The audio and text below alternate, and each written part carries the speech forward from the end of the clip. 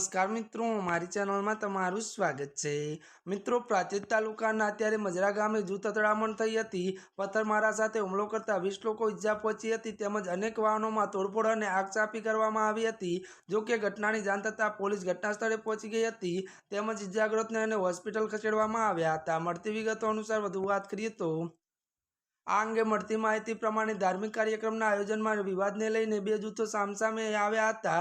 તેમાં વિવાદ ઉગ્ર બનતા સામસામે પથ્થરમારો કરવામાં આવ્યો હતો તેમજ પથરામાં ત્યારે મિત્રો રામા ત્યારે 20થી વધુ લોકોને ઈજા પહોંચી હતી જ્યારે સવિકાર 51 બાઇક અને ટેમ્પોને પણ નુકસાન પહોંચ્યું હતું। વધુમાં એ પણ જણાવી દઈએ કે વાત કરવામાં આવે તો ત્યારે મિત્રો જેમાં 4 મિનિટ ત્યારે ટેમ્પો ટ્રક એટલે કે ટ્રેક્ટર 10 મકાનને પણ નુકસાન પહોંચ્યું હતું। આ અંગે પોલીસે સીસીટીવીના આધારે તપાસ શરૂ કરી છે।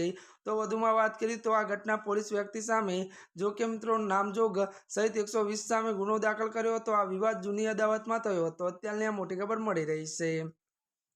આજના માટે બસ આટલું જ। અમારી ચેનલમાં નવા હોય તો અમારી ચેનલને લાઇક શેર અને સબસ્ક્રાઈબ કરી દેજો। ધન્યવાદ।